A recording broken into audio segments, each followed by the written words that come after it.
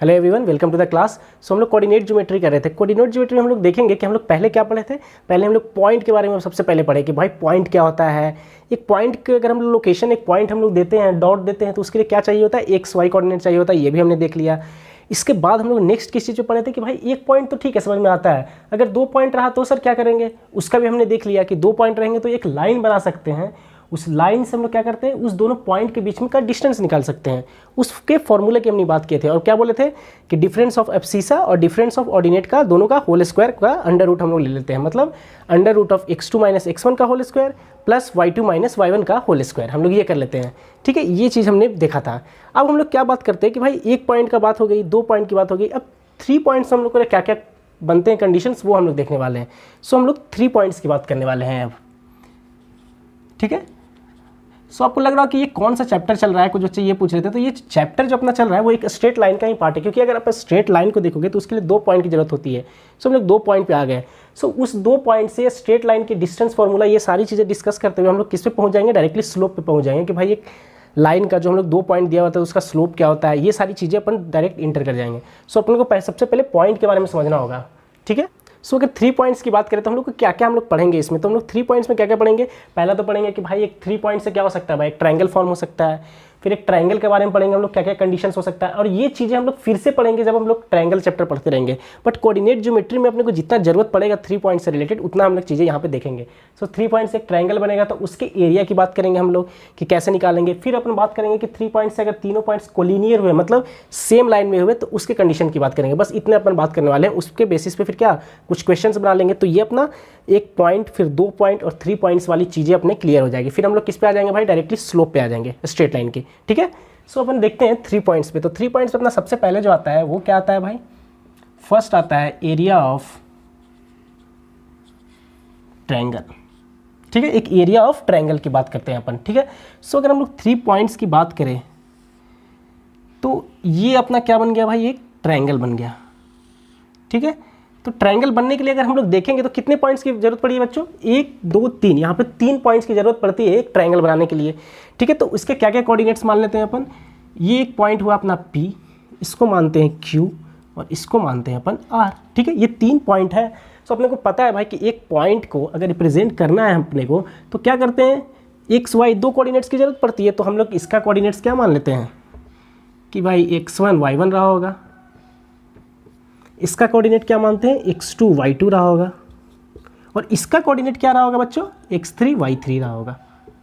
ठीक है, सो ये अपने इसके 3 कोऑर्डिनेट्स अपने को पता चल गए इसके बारे में। ठीक है, सो अगर इसके एरिया की बात करें तो प्रूफ क्या है, ये सारी क्या है, तो ये सब चीज़ें अपन कहाँ देखेंगे, ट्रायंगल में। बट यहाँ पे अपने काम का चीज़ क्या है कि अपने को पता रहना चाहिए कि भाई एक ट्रायंगल में अगर 3 पॉइंट्स मेरे को दिए हुए हैं तो एक ट्रायंगल फॉर्म होगा।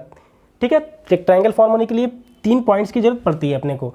तो उसका एरिया कैसे होगा, इस पॉइंट्स अगर दिया हुआ है मेरे कोऑर्डिनेट्स तो उससे मेरा एरिया कैसे फाइंड होगा।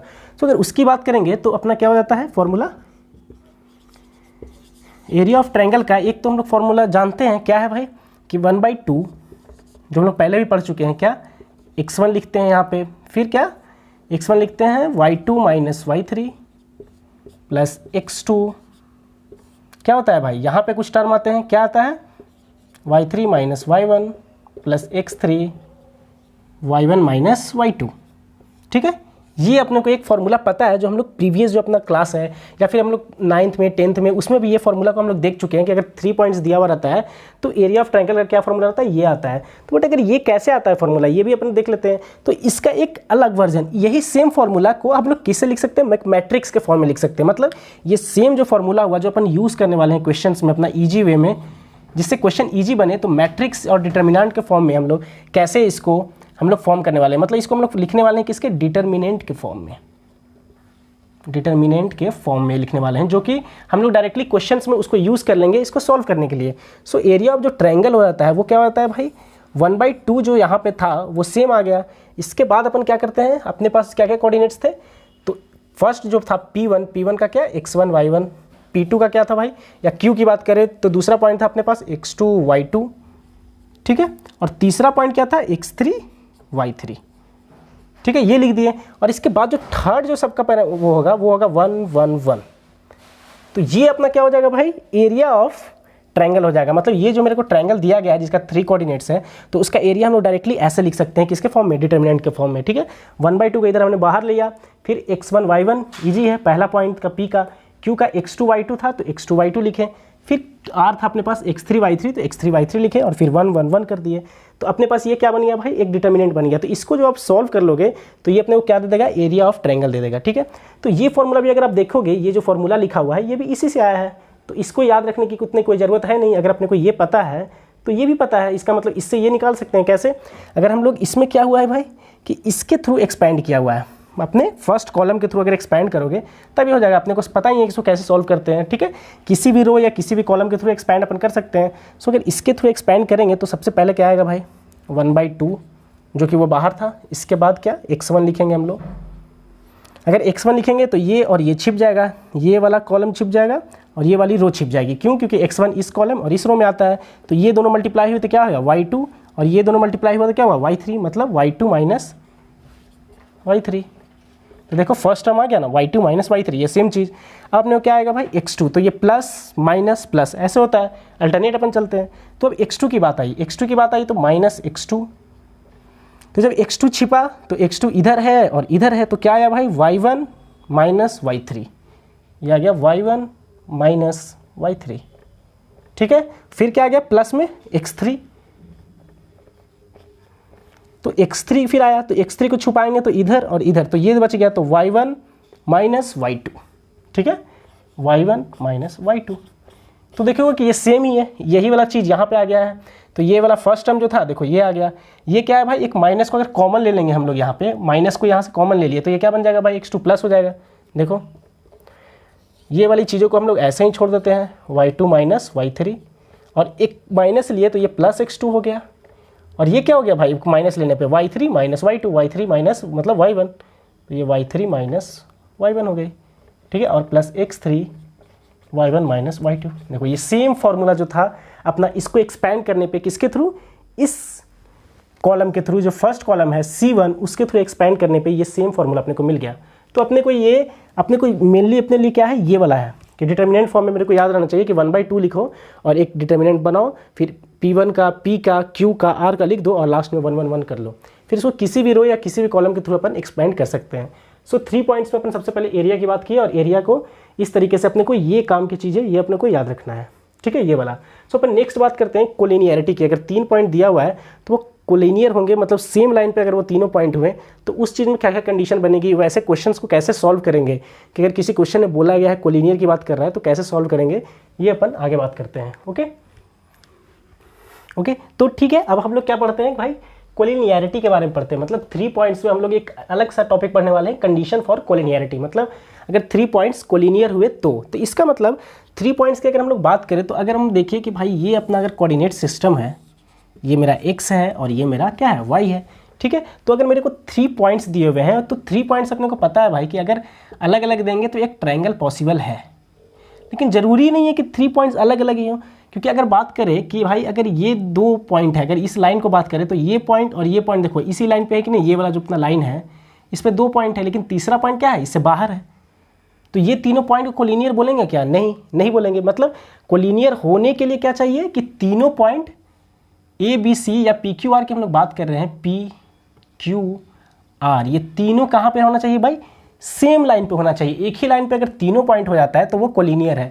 2 पॉइंट तो होंगे ही होंगे, क्योंकि अगर एक लाइन तुम बनाओगे तो उसके लिए मिनिमम अगर देखा जाए तो 2 पॉइंट की ज़रूरत पड़ती है। एक लाइन तुम सिंगल पॉइंट से कैसे बना सकते हो, तो एक अगर डिस्टेंस करना है, एक निकालना है, तो अपने लाइन के लिए क्या है भाई कि अपने को 2 पॉइंट की ज़रूरत पड़ती है। देखो 2 पॉइंट हो गया, तो अब 3 पॉइंट्स या 4 पॉइंट्स हम बात करेंगे कि कोलिनियर है कब है, तो अगर वो और भी जो पॉइंट बचे उसके पास वो सब इसी लाइन पे हो जाए तो उसको बोलते हैं कोलिनियरिटी, ठीक है। सो इसका मतलब मेरे पास क्या है, एक लाइन दिया हुआ है, 3 पॉइंट्स हैं, एक P Q और तीसरा क्या R, ये मेरे पास 3 पॉइंट्स हैं और ये तीनों पॉइंट कहाँ लाई कर रहे हैं भाई, सेम लाइन पे लाई कर रहे हैं। इसका मतलब कोलिनियरिटी का मतलब अपन क्या लिख सकते हैं, what is collinear. Collinear points किसको बोलते हैं पहले ये देख लेते हैं, ठीक है। इफ all the points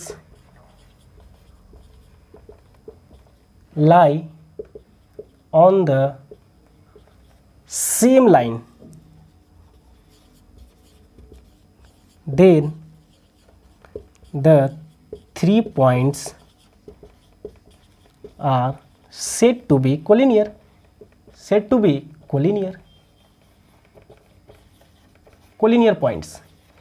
इसका मतलब मेरे को जो पॉइंट्स दिए हुए हैं, अगर इस क्वेश्चन में कितने हैं भाई, 3 पॉइंट्स दिए हुए हैं, पी क्यू आर, ठीक है। तो अगर पॉइंट दिए हुए हैं तो इसके कुछ कोऑर्डिनेट्स होंगे, क्या होंगे भाई, इसके मान लेते हैं x1 y1, इसका क्या कोऑर्डिनेट हो जाएगा भाई, x2 y2 मान लेते हैं।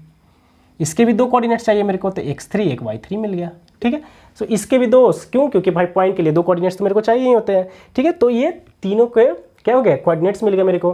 और कोलिनियर होने के लिए सारे पॉइंट्स को सेम लाइन पे लाई करना चाहिए, ठीक है। तो सेम लाइन पे लाई करना चाहिए, इसका मतलब अपन क्या लिख सकते हैं भाई, अगर हम लोग देखें कि अब कंडीशन क्या हो सकता है, तो कंडीशन की बात करते हैं, ठीक है। कोलिनियर का मतलब तो समझ में आ गया कि सेम लाइन पे बात कर रहे हैं हम लोग, ठीक है। सो कंडीशन की बात करते हैं कि क्या कंडीशन हो सकता है, अगर ऐसा क्वेश्चन में रहा कि भाई कोलिनियर है तो ऐसा क्या लगा सकते हैं अपन, ठीक है। सो लिखते हैं अपन कि पॉइंट्स, क्या points, P Q R are said to be collinear. इसके लिए हम लोग 2 कंडीशन लगा सकते हैं, फर्स्ट कंडीशन और एक सेकंड कंडीशन, 2 कंडीशन आएंगे। तो फर्स्ट कंडीशन में ये बोल सकते हैं कि अगर ये कोलिनियर है तो कोई भी बोल सकता है कि भाई अगर ये डिस्टेंस निकालें हम लोग, पी क्यू के बीच का डिस्टेंस, सो पी क्यू के बीच का डिस्टेंस क्या हो जाएगा भाई, अपने को पता है कि अगर पी क्यू के बीच का डिस्टेंस निकालेंगे तो अपन पी क्यू ऐसे लिख सकते हैं, ठीक है, पी क्यू के बीच का डिस्टेंस। फिर क्यू आर के बीच के अपन डिस्टेंस की बात करेंगे तो क्यू आर हो जाएगा, ठीक है। और अगर पी आर के डिस्टेंस की बात करें तो इसका मतलब मैं ये बात कर रहा हूँ कि ये क्या है भाई, पी आर, ये बात कर रहा हूँ। तो ये सबको पता है भाई, सबको बता सकता है कि अगर ये 3 पॉइंट्स अगर कोलिनियर एक ही लाइन पे हैं तो ये डिस्टेंस प्लस ये डिस्टेंस, ये जो दोनों छोटा छोटा जो डिस्टेंस है, अगर इसका लंबाई नापे और इसका लंबाई नापे तो ये बड़े वाले के इक्वल होना चाहिए। क्यों, क्योंकि कोलिनियर है। अगर कोलिनियर नहीं रहता तो थोड़ा सा भी ऊपर ऐसा रहता तो ये तो कभी आता ही नहीं, ये तो आता ही नहीं, शॉर्टेस्ट पाथ मिलता ही नहीं। इसका मतलब पहला जो हो गया, इसका मतलब क्या हो गया कि भाई जो हम लोग इसको जोड़ेंगे, किसको, पी क्यू जो डिस्टेंस आया और प्लस क्यू आर जो डिस्टेंस आएगा मेरा, वो किसके बराबर होना चाहिए भाई, बड़े वाले डिस्टेंस के, मतलब पी आर के बराबर होना चाहिए। ये बताओ ये होगा कि नहीं होगा, ये होना चाहिए। क्यों, क्योंकि अगर देखें हम लोग पी क्यू आर अभी ऐसा है, ठीक है। तो अगर मैं बोलूँ कि कोलिनियर नहीं है तो यहाँ पे तुम मान लो क्यू को, तो इसका मतलब क्या हुआ कि पी क्यू ये डिस्टेंस हुआ, क्यू आर ये डिस्टेंस हुआ और पी आर ये डिस्टेंस हुआ।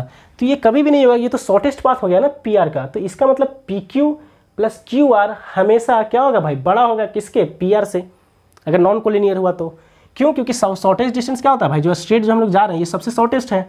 ये वाला इसको यहाँ से यहाँ जाना पड़ा, फिर यहाँ से यहाँ जाना पड़ा, ठीक है। तो इसीलिए अगर वो कोलिनियर है तो इस पॉइंट को तुम क्या ला रहे हो, यहाँ पे लेके आ रहे हो, ठीक है। तो इसका मतलब P Q plus Q R, यहाँ पे P Q plus Q R is equal to P R, बड़े वाले डिस्टेंस की इक्वल होगा।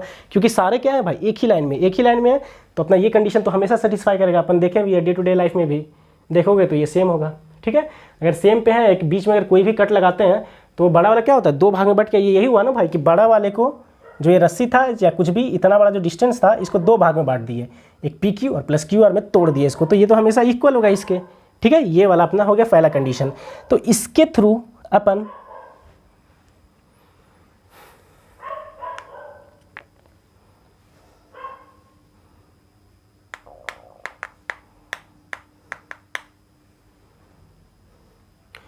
इसके थ्रू क्या करते हैं अपन, क्वेश्चन सॉल्व कर सकते हैं। अब कैसे, अब पी क्यू डिस्टेंस निकालने के लिए अपने को पता है कि क्या करना पड़ेगा। इसका क्या करेगा भाई, पी क्यू का डिस्टेंस निकालेगा। पी क्यू के डिस्टेंस के लिए क्या, x2 माइनस x1 का whole square plus y2 minus y1 का होल स्क्वायर। पी क्यू निकल गया, ठीक है। पी और क्यू के 2 कोऑर्डिनेट्स थे, डिफरेंस ऑफ एब्सिसा और डिफरेंस ऑफ ऑर्डिनेट का होल स्क्वायर हम लोग कर लिए। फिर क्यू आर निकालने के लिए कोई क्या करेगा भाई, क्यू आर निकालना है तो फिर से डिस्टेंस फार्मूला अपन यूज़ कर रहे हैं। क्यू आर डिस्टेंस निकालने के लिए क्या, x3 माइनस x2 का होल स्क्वायर और प्लस क्या, y3 माइनस y2 का होल स्क्वायर। ये हो गया। ये बराबर किसके होगा भाई, पी आर के डिस्टेंस। पी आर क्या है अपना, ये है। तो इसका मतलब यहाँ पे अपन क्या लिख देंगे, x3 माइनस x1 का होल स्क्वायर और प्लस क्या, y3 माइनस y1 का होल स्क्वायर, ठीक ठीक है, ये इसका मतलब अपने को इसको सॉल्व कर लेना है। ठीक है, तो बता देंगे, मतलब अगर अपने को दे दिया क्वेश्चन कि भाई बताओ पी क्यू आर कोलिनियर है क्या, तो अपन क्या करेंगे भाई, पी क्यू निकाल लेंगे, डिस्टेंस निकाल लेंगे, फिर क्या निकाल लेंगे, क्यू आर निकाल लेंगे, फिर क्या निकालेंगे, पी आर निकाल लेंगे, फिर क्या करेंगे कि पी क्यू का जो डिस्टेंस आया और क्यू आर का आया, दोनों को जोड़ेंगे, दोनों को ऐड करेंगे। अगर दोनों ऐड करने के बाद अगर पी आर के बराबर आ गया तो अपन क्या बोलेंगे कि हाँ भाई पी क्यू आर है जो कोलिनियर है, और टिक मार्क कर देंगे कि यस पी क्यू आर क्या कोलिनियर। ठीक है, अगर बोला कि अगर इक्वल नहीं आया, पी क्यू और प्लस क्यू आर का डिस्टेंस निकाले और तुम दोनों को ऐड किए और वो पी आर के बराबर नहीं है, तो क्या बोलोगे भाई कि कोलिनियर नहीं है। कोलिनियर नहीं है इसका मतलब क्या है, ट्रायंगल बन रहा होगा। क्यों? क्योंकि जैसे ही अगर इस पर नहीं है, कहीं भी ये थोड़ा सा भी ऊपर है तो एक ट्रायंगल बन जाएगा। अगर कोलिनियर है तब तो ट्रायंगल नहीं बनेगा। देखो अगर ये इसी पॉइंट पर लाई करता है तो ट्रायंगल कहाँ बन रहा है भाई, ये तो एक लाइन में आ गया। ठीक है, और अगर थोड़ा सा भी ऊपर चला जाता है या नीचे चला जाता है तो देखो तुम एक ट्रायंगल बना सकते हो। ठीक है, तो उस केस में क्या हो जाएगा, एक ट्रायंगल फॉर्म हो जाएगा। ठीक है, सो अगर हम लोग बात करें कि अगर दूसरा कंडीशन क्या, एक और कंडीशन की अपन बात करते हैं, सेकंड कंडीशन, कि या तो क्वेश्चन इससे भी सॉल्व कर सकते हैं या कभी कभी हो सकता है कि अगर अपने को डिपेंड करेगा कि भाई अगर ये लग रहा है कि भाई लेंदी है तो अपन एक और कंडीशन उसको यूज़ कर सकते हैं। क्या, एरिया वाला, जो अपन अपने क्या पढ़ा अभी था थोड़ी देर पहले, हमने क्या देखे थे कि एरिया ऑफ ट्रायंगल क्या होता है, डिटर्मिनेंट के फॉर्म में 1/2 फिर x1 y1 फिर 1 x2 y2 1 x3 y3 1। ठीक है, ये वाला फॉर्मूला आपने देखा था। तो बताओ कि अगर तीनों पॉइंट्स अगर कोलिनियर होंगे तो एरिया ऑफ ट्रायंगल क्या होगा। तो सबसे पहले देखेंगे कि अगर तीनों पॉइंट्स कोलिनियर है तो ट्रायंगल ही नहीं बना पा रहे हैं। तो ट्रायंगल नहीं बना पा रहे हैं, इसका मतलब ट्रायंगल नहीं बना पा रहे हैं तो इसका मतलब उसका एरिया क्या होगा भाई, 0 होगा। क्यों? क्योंकि अगर बाई चांस मानते हैं कि ये एक ट्रायंगल है तो इस पॉइंट को तुम खींचकर अगर इस लाइन पे लेके चले आते हो तो इसका मतलब कुछ बचा क्या एरिया, ये P था अगर तुम्हारा, ये Q था, ये R था, इसको खींच के तुम यहाँ पे लेके चले आए तो ये तो एक ही लाइन में हो गया, PRQ ऐसा। ये तो लाइन खींच के तुम यहाँ पे लेके चले आए, तो अब ट्रायंगल बचा क्या, नहीं, ट्रायंगल जब है ही नहीं तो उसका एरिया क्या मानेंगे अपन, 0। तो इसका मतलब area of triangle will be क्या, 0, क्योंकि ट्रायंगल फॉर्म ही नहीं हो रहा है। क्या बोलेंगे हम लोग, बिकॉज क्यों, नो ट्रायंगल इज फॉर्म्ड, कोई ट्रायंगल फॉर्म ही नहीं कर पा रहे हैं सर। अगर फॉर्म ही नहीं कर पा रहे हैं कोई ट्रायंगल तो उसका एरिया तो वहाँ पे 0 हो गया, इसका मतलब 0 हो गया। तो अपने को तो फॉर्मूला पता है एरिया ऑफ ट्रायंगल निकालने का, अगर 3 पॉइंट्स मेरे को दिया हुआ है तो क्या है भाई उसका फॉर्मूला, उसका फॉर्मूला है 1/2 x1 y1 पहला वाला point 1 x2 y2 1 x3 y3 1, ये है। तो इसका मतलब आप इसकी बात कर रहे हो, मतलब एरिया ऑफ ट्रायंगल की बात कर रहे हो जो कि ये होता है।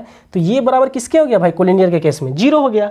क्यों 0 हो जाएगा, क्योंकि ट्रायंगल फॉर्म ही नहीं हुआ। अगर ट्रायंगल फॉर्म ही नहीं हुआ सर तो इसका मतलब इसका एरिया तो 0 हो गया। तो 1/2 क्या गया, इधर गया तो 0 से मल्टीप्लाई हो क्या हो गया भाई बेचारा, 0 हो गया।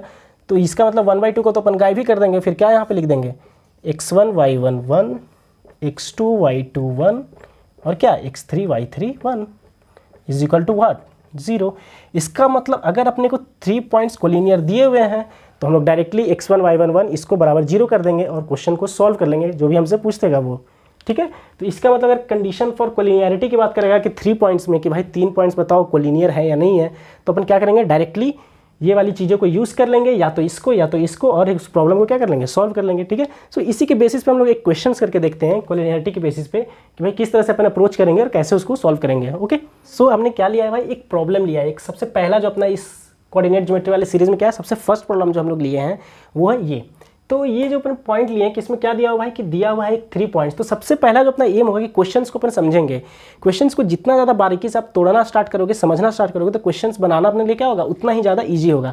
तो सबसे पहले अपन पहले क्वेश्चंस को समझते हैं कि क्या बोलता है कि भाई गिवन 3 पॉइंट्स, मतलब मेरे को 3 पॉइंट्स दिया हुआ है। तो कहाँ कहाँ है भाई वो 3 पॉइंट, तो गिवन है तो ये फर्स्ट पॉइंट, सेकेंड पॉइंट और थर्ड पॉइंट। इसका मतलब मेरे को क्या क्या दिया हुआ है भाई, एक P Q R 3 पॉइंट्स दिए हुए हैं और वो सब तीनों के बारे में क्या बोला गया है, कोलिनियर है। अच्छा, मतलब ये सारे पॉइंट्स क्या है भाई, एक लाइन में है। तो बोल रहा है कि भाई K की वैल्यू बताओ, और ये 4 ऑप्शंस अपने पास दिए हुए हैं कि इसमें से क्या होगा K की वैल्यू। ठीक है, तो इस तरह का चीज़ें अपने को दी हुई है और वो पॉइंट्स क्या है भाई, कोलिनियर है। ठीक है, तो अपने माइंड में तुरंत क्लिक होना चाहिए कि भाई 3 पॉइंट्स से कोलिनियरिटी पे ये क्वेश्चन है जो कि अपने पढ़ा है। तो उसमें अपन पता है अपने को कि क्या क्या 2 कंडीशंस हैं और उसी में से किसी एक कंडीशंस पे अपने को सॉल्व करना है। सो आप क्या कीजिएगा कि दोनों कंडीशंस पे एक बार ट्राई कीजिएगा। अपन क्या करते हैं, एक बार डिटर्मिनेंट वाले तरीके से इसको सॉल्व करते हैं। सो आप एक बार दोनों से देखिएगा और बताइएगा किसमें आपको ज़्यादा टाइम लगा सॉल्व करने में और किस टेक्निक से आपको कम टाइम लगा। ठीक है, सो अपन 3 पॉइंट्स वाली बात अपन यहाँ पे कर रहे थे। ठीक है, सो अभी अपन क्या करते हैं, समझने के लिए अच्छे तरीके से जब आप इस चीज़ों को समझ जाओगे तो यही आपको बहुत जल्दी ही आप इसको सॉल्व कर सकते हो। इस क्वेश्चन को, बट अपन समझने के लिए पूरा लिखते हैं कि जब आप रिवाइज करो तो आपको अच्छे से क्लैरिटी रहे कि भाई उस समय क्या किए थे जब क्लास में किए थे। तो अच्छे से इसका सोल्यूशन एक बार करते हैं अपन, ठीक है। सो अपने को 3 पॉइंट्स दिया हुआ है। एक कौन सा पॉइंट है भाई, P है। P क्या दिया हुआ है 2,4 मान लेते हैं। फिर एक और पॉइंट दिया हुआ है Q जो कि क्या है भाई K,8, और एक और पॉइंट अपने को दिया हुआ है R जो कि मान लेते हैं 10,12। फिर क्या बोला गया है, फिर बोला गया है कि भाई ये जो तीनों पॉइंट्स है वो कोलिनियर है, मतलब एक लाइन है मेरा उस पर तीनों पॉइंट्स लाई कर रहे हैं, ये कोलिनियर बता दिया, ठीक है। PQR सेम पॉइंट पे है, इसका मतलब PQ और R क्या है भाई, ये तीनों पॉइंट सेम लाइन पे लाई कर रहे हैं, ठीक है। ये चीज़ें बोल रहा है। तो फिर एक तरीका, सबसे पहला तरीका अपन क्या कर सकते हैं, PQ निकाल लेंगे, फिर QR निकाल लेंगे और PR निकाल लेंगे और इक्वल कर देंगे कि PQ + QR = क्या PR। पहला वाला ये कंडीशन यूज़ कर सकते हैं, और दूसरा वाला क्या था भाई डिटर्मिनेंट वाला। तो अपन यहाँ डिटर्मिनेंट वाला टेक्निक से देखते हैं कि क्या होता है, ठीक है। सो कुछ बच्चे सोचेंगे PQ कैसे निकालेंगे, तो PQ के लिए भाई तो 2 पॉइंट दिया हुआ है ना P और Q, सो अपन निकाल लेंगे डिस्टेंस फॉर्मूला यूज़ करके, ठीक है। सो अपन दूसरे वाले टेक्निक का यूज़ करते हैं डिटर्मिनेंट वाला। तो क्या था भाई अपना कि क्या होता है भाई, एरिया जो होता है, क्या एरिया ऑफ ट्रायंगल क्या होना चाहिए भाई उस केस में 0, यही था। अपन यही चीज़ सीखा था कि एरिया ऑफ ट्रायंगल क्या होता है 0। अगर 3 पॉइंट्स दिया हुआ है वो तीनों कोलिनियर है तो उसका से जो एरिया बनेगा, उसका जो ट्रायंगल बनेगा उसका एरिया क्या होगा भाई 0। तो उसके लिए अपन ने क्या डायरेक्टली किया था भाई कि x1 y1 1, x2 y2 1 और x3 y3 1, ये क्या होना चाहिए भाई 0 होना चाहिए, यही होना चाहिए, ठीक है। तो ये हो गया P के करस्पॉन्डिंग, ये P वाला पॉइंट है, ये Q वाला है, और ये क्या है भाई R वाला। तो ये तीनों पॉइंट्स के बारे में हमने ऐसे पढ़ा था, ठीक है। तो अपने पास जो PQR दिया हुआ है तो बस उसके x1 y1 को लिख देते हैं। ये क्या हो गया भाई x1, ये y1 पता है अपने को, ये क्या हो गया x2 y2, और ये क्या हो गया भाई x3 और y3, ठीक है। अपन ने इस तरीके से मान लिया, आप किसी को भी x1 x2 किसी को कुछ भी मान सकते हो, उससे तो कोई फर्क पड़ेगा नहीं। तो अपन ने ऐसे मान के चला है, ठीक है। तो इसका मतलब डायरेक्टली बोल सकते हैं अपन कि क्या है अपने पास कि पहला वाला जो है पॉइंट उसके कोऑर्डिनेट्स लिखो। पहले वाला पॉइंट का क्या है 2 4, उसके बाद 1 लगा दो। दूसरे वाले पॉइंट का कोऑर्डिनेट्स लिखो तो क्या है 2 8, फिर 1 लगा दो। तीसरे वाले पॉइंट्स का कोऑर्डिनेट्स लिखो तो 10 12 और क्या लगा दो 1 लगा दो। इसका डिटर्मिनेंट बराबर 0, यही हुआ। ये तो वही बोल रहा है, पहले वाले पॉइंट का कोऑर्डिनेट लिखो और फिर 1 लिखो, दूसरे का कोऑर्डिनेट तीसरे का कोऑर्डिनेट, ठीक है। अब इसको अपन एक्सपैंड करना स्टार्ट करते हैं। सो एक्सपैंड कैसे करेंगे, फर्स्ट रो के थ्रू अपन एक्सपैंड करना चालू करते हैं, इसके थ्रू अपन एक्सपैंड करने वाले हैं, ठीक है। सो सबसे पहले क्या आया 2, इसको छुपा लिए तो 8 × 1 8 -1 × 12 -12, ठीक है, प्लस हुआ ये। फिर ये वाला क्या होगा भाई माइनस, तो -4। फिर ये और ये छुप गया तो ये क्या हो गया k × 1 मतलब k -1 × 10, तो ये क्या हो गया भाई -10। फिर प्लस क्या बचा इसमें 1 बचा। फिर क्या लिखे 1 को छुपाए इधर और इधर, तो ये क्या हो गया भाई 12k माइनस क्या 10 × 8 मतलब 80 = व्हाट 0, ठीक है। इसको हमने एक्सपैंड कर दिया इस डिटर्मिनेंट को, ठीक है। एक्सपैंड करने के बाद तो फिर क्या आया भाई, ये क्या बचा -4, तो -4 × 2 क्या -8, यहाँ से मिला, यहाँ से क्या मिला -4k, फिर यहाँ से क्या मिला भाई +40, ये दोनों से। फिर ये अपन क्या किए अपन +12k, और ये क्या कर दिए भाई -80 = 0। फिर देखते हैं अपने को क्या क्या मिला, कांस्टेंट है और k के टर्म में, तो सब दोनों क्या करते हैं एक साथ रख लेते हैं, ठीक है। तो अगर वेरिएबल की बात करें तो -4k और प्लस, तो कितना बच गया भाई 8k इधर प्लस में बच गया। इसके बाद अगर देखें तो ये -80 और +40, तो मतलब -40 बच गया, और फिर -40 में से और माइनस करेंगे तो -48, ठीक है। फिर अपन क्या किए 8k = क्या हो गया उधर जाके 48। तो अब इसको k को अपन क्या निकाल सकते हैं भाई 48 डिवाइडेड बाई क्या 8, तो 8 छक 48, तो मतलब 6। सो k की वैल्यू अपने को आ गई 6, ठीक है। इसका मतलब जो q जो मेरा पॉइंट था वो क्या था भाई एक्चुअली में k, 8 ना हो कि वो पॉइंट क्या था भाई अपना k की वैल्यू 6 निकाले, तो मतलब 6, 8। तो मेरे को बोल रहा था कि जो सेकेंड पॉइंट q है उसमें एक k है कांस्टेंट है, उसका तुम वेरिएबल है, उसका तुम वैल्यू में बताओ क्या है, तो वो वैल्यू क्या था अपना भाई 6। सो हमने एक k की वैल्यू निकाल लिया इस तरीके से 6। तो कोलिनियरिटी अपना कितना ईजी हो गया कि भाई अगर मेरे को पता है कंडीशन ऑफ कोलिनियरिटी मेरे दिमाग में चल रहा है तो क्वेश्चन मेरे लिए ईजी हो गई, ठीक है। सो इसका मतलब ये इसमें से कौन सा ऑप्शन सही हो गया भाई k = 6, मतलब ऑप्शन सी यहाँ पे करेक्ट हो गया, ठीक है। सो इस तरीके से हमने इस क्वेश्चन को सॉल्व किया। तो आप एक बार इसको डिस्टेंस फार्मूला से भी लगाइएगा, जो मैंने पहला डिस्कस किया था PQ + QR = क्या PR, ये वाला कंडीशन से, उससे भी आपको ये वाला आंसर मिल जाएगा, ठीक है। ओके, सो अपन क्वेश्चन नंबर फिर 2 देखते हैं। ये अपना क्वेश्चन नंबर 2 है। क्वेश्चन नंबर 1 हमने देख लिया था। एक क्वेश्चन और सॉल्व करते हैं अपन किस पे, इसी सेम चीज़ पे, ठीक है। तो इसमें भी अपना डिस्टेंस फार्मूला, यही सब सारी चीज़ों का ज़्यादा अपन क्या किए हैं, पॉइंट पढ़े हैं। तो या तो अपन डिस्टेंस फार्मूला लगा सकते हैं, या तो फिर कोलिनियरिटी वाला कंडीशन लगा सकते हैं, यही सब चीज़ लगा सकते हैं। सो अपन आप एक बार ये वाला क्वेश्चन से देखो, और ये मल्टीपल करेक्ट क्वेश्चन है, मतलब मोर देन 1 ऑप्शन इसमें करेक्ट होंगे। सो आप इसको देखो एक बार और समझो कि इसमें क्या कर सकते हैं, ठीक है।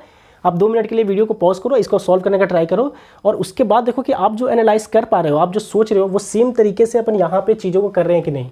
क्योंकि अभी अपन ने उतना ज़्यादा डीपली कोई टॉपिक तो ऐसा पढ़ा नहीं है, तो ईजी ही है ये। तो एक बार आप देखो और समझो कि इसमें क्या हो रहा है, ठीक है। फिर अपन डिस्कस करते हैं इसको, ठीक है। सो आपने इसको ट्राई किया होगा, फिर अपन इसको देखते हैं इस क्वेश्चन को क्या हो रहा है, ठीक है। तो एक इक्विलेटरल ट्रायंगल दिया गया है, तो अपने को इक्विलेटरल ट्रायंगल की पहले खासियत पता होनी चाहिए कि इक्विलेटरल ट्रायंगल किसको बोलते हैं। तो इक्विलेटरल ट्रायंगल भी क्या होता है भाई, ट्रायंगल के लिए क्या चाहिए, 3 पॉइंट्स चाहिए मेरे को। बस इसकी खासियत ये होती है कि अगर ये ABC एक ट्रायंगल हमने लिया है, तो इक्विलेटरल ट्रायंगल अपने को क्या होता है भाई कि ये सारे साइड्स क्या होते हैं भाई, इक्वल होते हैं, और ये एंगल्स क्या होते हैं 60 60 60 होते हैं। ये इसका मतलब इक्विलेटरल ट्रायंगल क्या होते हैं, ऑल साइड्स आर इक्वल, ठीक है।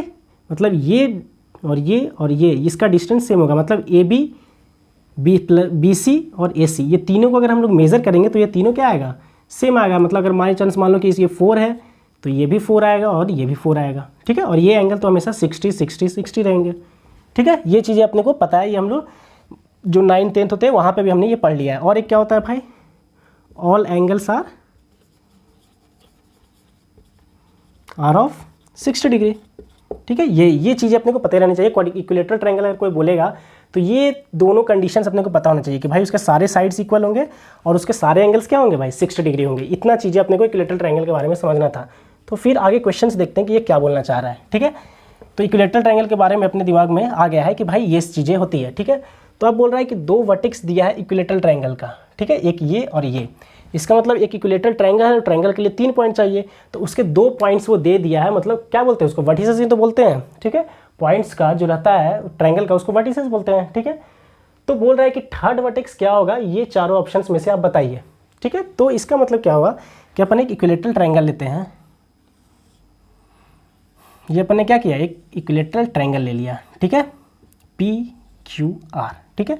सो इसने क्या बोला है कि 2 पॉइंट दे दिया है, तो कोई भी अपन 2 पॉइंट मान लेते हैं कि एक P है जो 1,1 दे दिया है, और R क्या दे दिया है भाई -1,-1, और बाई चांस मानते हैं कि थर्ड कोऑर्डिनेट ये मेरा अपना X और Y है, और ये अपने को फाइंड करने के लिए बोल रहा है कि बताओ थर्ड वर्टेक्स क्या हो सकता है, मतलब X Y की वैल्यू अपने को निकालना है।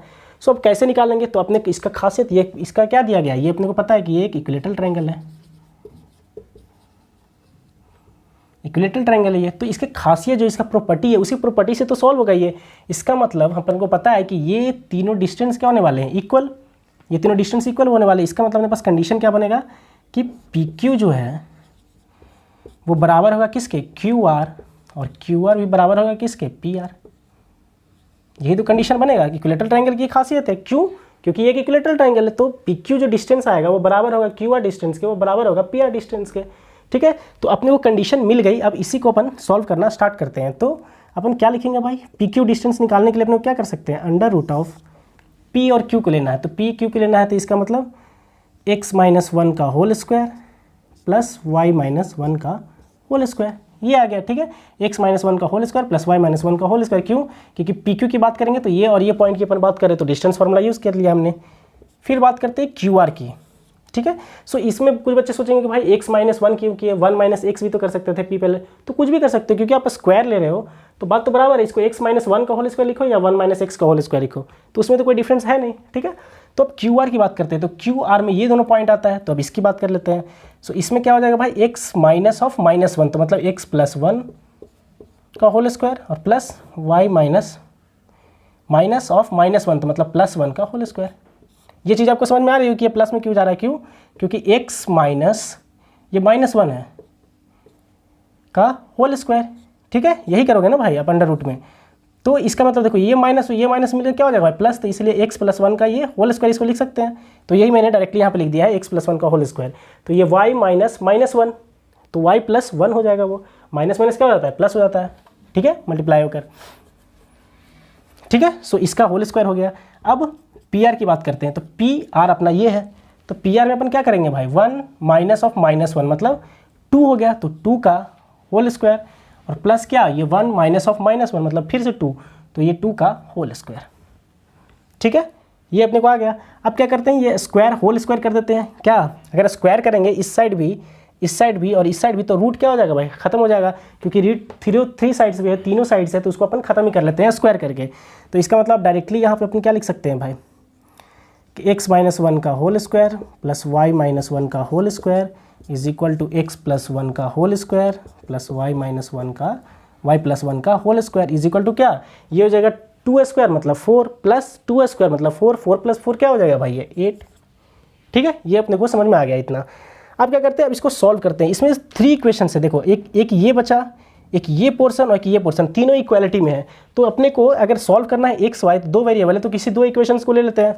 सो अपन क्या करते हैं कि ये दोनों इक्वेशंस को लेते हैं। तो सबसे पहले इस दोनों को सॉल्व करते हैं, ये और ये 2 इक्वेशंस को सॉल्व करने का ट्राई करते हैं। क्यों, क्योंकि इक्वल है, तो ये दोनों को सिर्फ लेकर अपन सॉल्व करते हैं, इसको भूल जाते हैं। क्यों, क्योंकि इक्वालिटी है। और दूसरा क्या कर लेंगे, इसको बराबर 8 कर लेंगे। ठीक है, तो इसका मतलब कुछ भी कंडीशन लगा सकते हैं। तो यहाँ से बन जाए तो ये क्या हो जाएगा भाई, X square plus 1 minus 2x plus Y square plus 1 minus 2y बराबर क्या हो जाएगा, X square plus 1 plus 2x plus Y square plus 1 plus 2y। ठीक है, ये हो गया। एक्स स्क्वायर खत्म, वाई स्क्वायर खत्म, फिर यहाँ से क्या हो गया भाई, 1 और 1 2 बचा, और यहाँ भी 1 और 1 2, तो ये और ये 2 इधर से भी गया और ये 2 इधर से भी गया, तो बचा क्या ओवरऑल माइनस 2x, और ये इधर आ गया, ये x उधर चला गया, तो इसका मतलब 4x बचा अपने पास जो कि उस साइड है, और ये माइनस 2y और ये प्लस 2y, तो इसका मतलब plus 4y is equal to 0, तो इसका मतलब x plus Y is equal to 0। एक इक्वेशन अपने पास ये बन गया कि x प्लस वाई बराबर क्या हो गया भाई, 0। तो ये एक इक्वेशन हमने यहाँ पे सॉल्व कर लिया।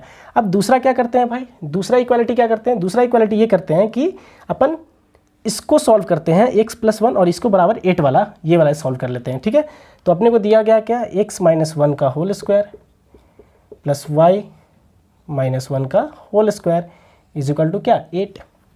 ठीक है, सो अब यहाँ से क्या कर लेते हैं, किसी एक वेरिएबल में पुट कर लेते हैं। सो x के जगह पे क्या लिख लेते हैं, माइनस वाई।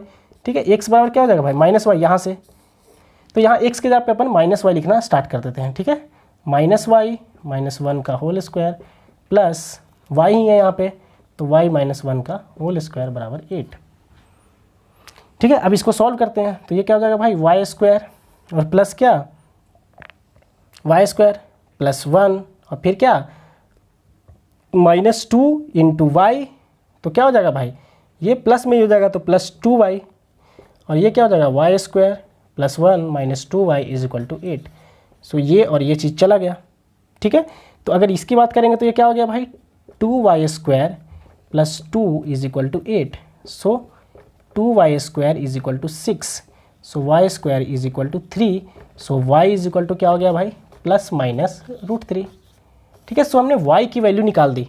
ठीक है, y मेरा क्या आ गया भाई, प्लस माइनस √3। सो यहाँ पे 2 चीज़ बनी, y की वैल्यू एक √3 भी हो सकती है और y की वैल्यू एक माइनस √3 भी हो सकती है। ठीक है, तो हम लोग को पता था कि x बराबर क्या हो जाएगा भाई, माइनस वाई, तो यहाँ पे x का क्या होगा भाई, माइनस वाई के बराबर था x, तो इसका मतलब y क्या है, √3, तो x बराबर क्या हो जाएगा भाई, माइनस √3, तो इसका मतलब यहाँ पे x क्या आ गया, माइनस √3। ठीक है, जब y मेरा माइनस √3 है तब x क्या होगा भाई, x बराबर माइनस √3, मतलब जो भी साइन का y है उसके ही अपोजिट साइन का x होगा, तो मतलब x बराबर क्या, माइनस वाई, तो x का वैल्यू क्या हो जाएगा भाई, माइनस वाई, यहाँ पे y क्या है, माइनस √3, तो माइनस ऑफ माइनस √3, इसका मतलब क्या हो गया भाई, प्लस √3, इसका मतलब यहाँ पे x का वैल्यू क्या हो गया भाई, प्लस का √3, मतलब दूसरा ये। इसका मतलब अपने पास 2 पॉइंट आया, एक ये पॉइंट आया और एक दूसरा ये पॉइंट आया। ठीक है, सो इस तरीके से ऐसा 2 पॉइंट पॉसिबल है। पी क्यू आर की अगर हम बात करेंगे एक इक्विलैटरल ट्रायंगल में 2 पॉइंट अगर मेरे को दिया गया है तो थर्ड वर्टेक्स 2 हो सकते हैं, मतलब ये क्यू 2 हो सकते हैं। क्यू की वैल्यू एक तो या तो माइनस √3 हो सकता है या तो फिर √3 माइनस √3 हो सकता है, मतलब 2 वैल्यूज पॉसिबल है। इसका मतलब जो अपना 2 पॉइंट्स जो हो गया क्या हो गया भाई, एक्स वाई कोऑर्डिनेट में अपन लिखेंगे दोनों पॉइंट्स को, तो क्या हो जाएगा भाई, पहला पॉइंट एक्स का वैल्यू हो गया माइनस √3 और वाई का वैल्यू क्या हो गया, √3, और दूसरा पॉइंट क्या हो गया, x का वैल्यू √3 और y का वैल्यू -√3। ठीक है, ये दोनों पॉइंट पॉसिबल है। तो अगर अपन देखें ऑप्शन वाइज तो क्या हो सकता है भाई, माइनस दोनों है क्या, नहीं वो नहीं है, अल्टरनेट चाहिए मेरे को। बी क्या है, -√3 और एक √3, -√3 √3, ओके, बी ऑप्शन हो गया अपना। फिर क्या है भाई, +√3 -√3 +√3 -√3, सी ऑप्शन हो गया अपना। डी ऑप्शन का देखेंगे दोनों प्लस में है तो ये नहीं होगा, मतलब ए और डी नहीं होंगे और बी एंड सी इसका मल्टीपल करेक्ट है, तो बी एंड सी दोनों आंसर हो सकते हैं। ये दोनों पॉइंट्स अपने को मिल सकते हैं।